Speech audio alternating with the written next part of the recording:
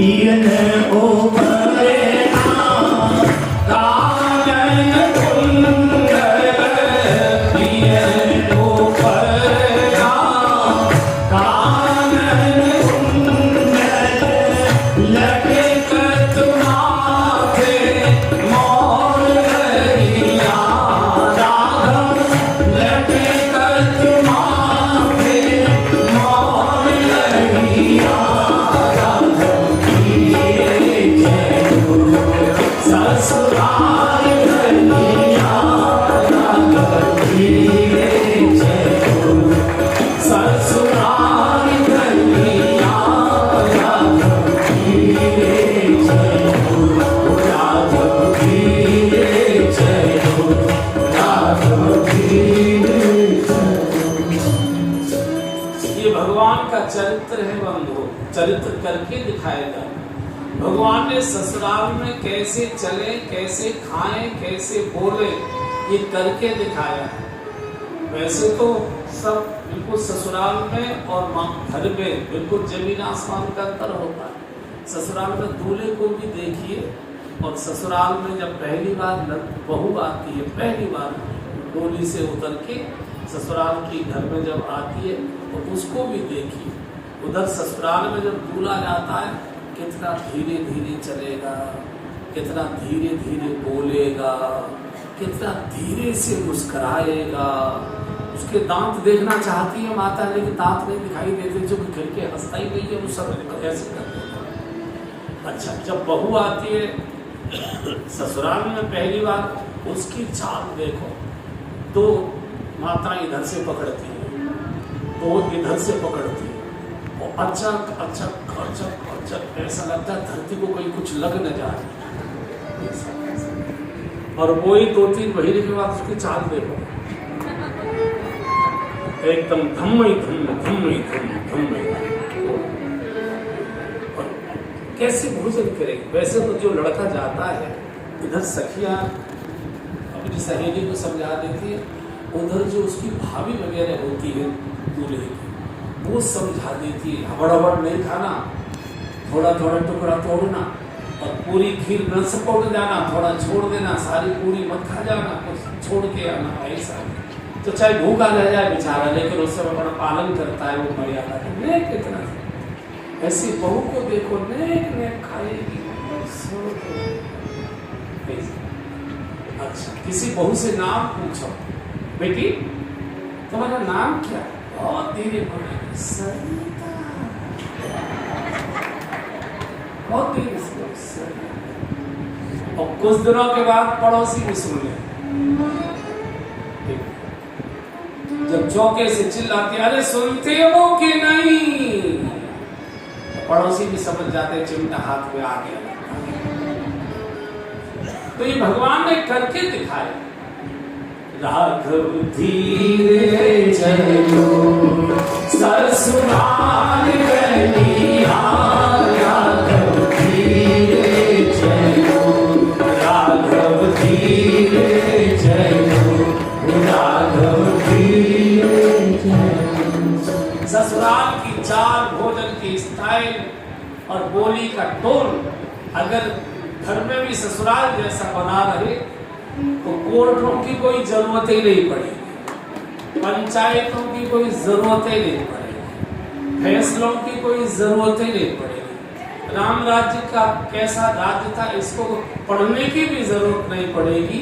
अपने घर आंगन में सर्वत्र राम राज्य ही राम राज्य। इसलिए चरित्र करके दिखाया जाता है कि जो हम कर रहे हैं, और ये जगत के माता पिता हैं, जगत के माता पिता करके दिखा रहे हैं कि हम जो कर रहे हैं हमारी संतानों को वैसे ही करना चाहिए। महाराज जनक जी के द्वार पर बारात पहुंची है, जनक जी द्वार पर खड़े हैं पुष्पहार लेकर स्वागत करने के लिए। दशरथ जी को साष्टांग दंडवत किया है, आपने मेरे बिटिया को स्वीकार किया, मुझे बहुत बड़ा सम्मान है। बेटी का बाप कितना विनम्र होना चाहिए, ये जनक जी से सीखे। आजकल दहेज का अहंकार बेटियों को घर में ससुराल में चैन से नहीं बैठने देता है, वो अहंकार हमेशा खटकता रहता है। नहीं, वो तो पिता की खुशी होती है कि मेरी बेटी को कोई कमी न रह जाए, मैं हर चीज यहाँ से उसको पूरी करके दूँ। मेरी बेटी जैसे यहाँ खिलखिलाती रहती थी ऐसे वहाँ हंसती खिलती रहे। तो ये जो दहेज नहीं है, ये आशीर्वाद होते हैं, इसका कोई अहंकार नहीं है। और वो पिता इसे हाथ जोड़े रहता है कि आपने मेरी बहन मेरे मन की इच्छा को स्वीकार कर लिया, मैं कैसे आपका धन्यवाद करूं। लड़की का पिता हमेशा हाथ जोड़े रहता है, कमर झुक जाती है, झुका ही रहता है। और ये जनक जी ने प्रकट किया। जनक जी सामान्य राजा नहीं, जिसके घर में भक्ति महारानी बेटी बनकर जिसकी गोद में आई है। भारतवर्ष के बड़े बड़े ऋषि मुनि, याज्ञवल्क्य जैसे महापुरुष, भरद्वाज जैसे महापुरुष, सुखदेव जैसे महापुरुष महीनों पहले समय लेते थे सत्संग करने के लिए, शंकाओं का समाधान करने के लिए। जासु ज्ञान रवि भवन शिनासा, वचन किरण मुनि कमल विकासा, जिसकी वाणी शंकाओं के कमलों को खिला देती थी। ऐसे महाराज जनक साष्टांग दंडवत करते हैं, दशरथ जी की आरती उतारते हैं। गोस्वामी जी ने लिखा है, मिलत महागोरा मिलत महागोरा मिलत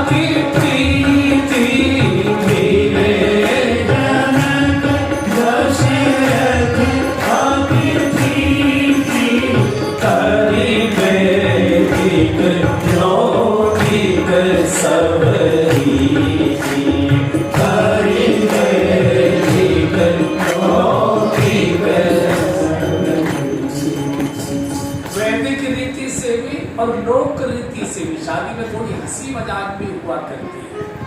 और जो बाराती चिड़चिड़ा होता है उसकी तो बस पूछो ही बंदी, खाली बर्दाश्त उतार देते जिस जगह वो बारात में जाता है।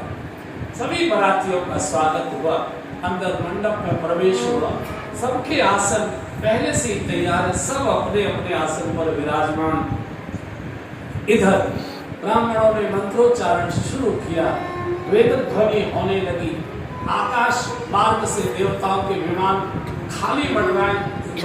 देवता तो बाराती बनकर पहले से आंगन में आकर बैठे। विमान चालक भी इस महोत्सव को देखना चाहते थे, इसलिए विमान आकाश में बढ़ा रहे। सब चालक भी आनंद से पुष्पवृष्टि कर रहे हैं। अब शतानंद जी ने कहा जनक जी को कि बेटी को बुलाइए। आज सुनैना जी इतनी मनोहरी दिखाई दे रही, इतनी दिव्य दिखाई दे रही, जिनकी गोद में भक्ति महारानी बेटिया बनकर आई हो, वो कोई सामान्य महिला नहीं हो सकती है। जनक पाट महिषी एकदम इतनी दिव्यता से भरी हुई।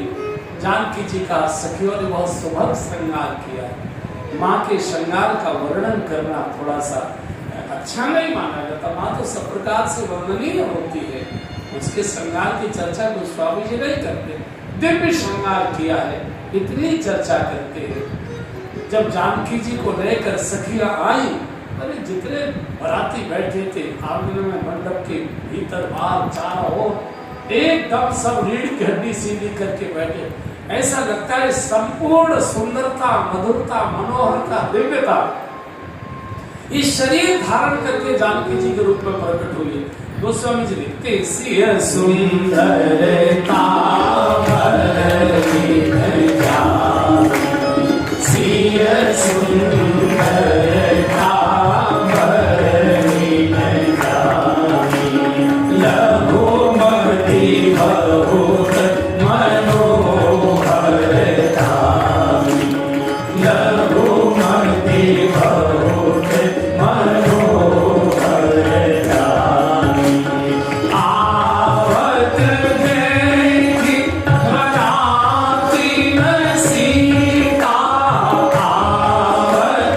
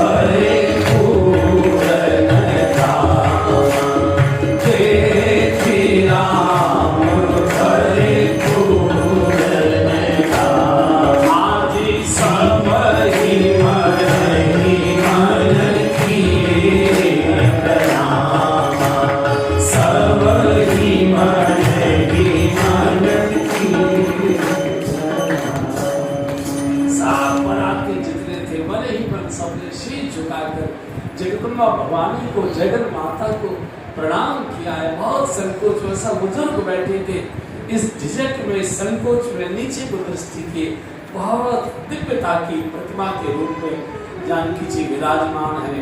मंत्रों का स्वर और उच्च हो गया, आकाश गूंज लगा वेद मंत्रों से। धीरे से शतानंद जी ने जनक जी को कहा, राजन कन्यादान करें। कन्यादान सुनते जनक जी रो, जनक जी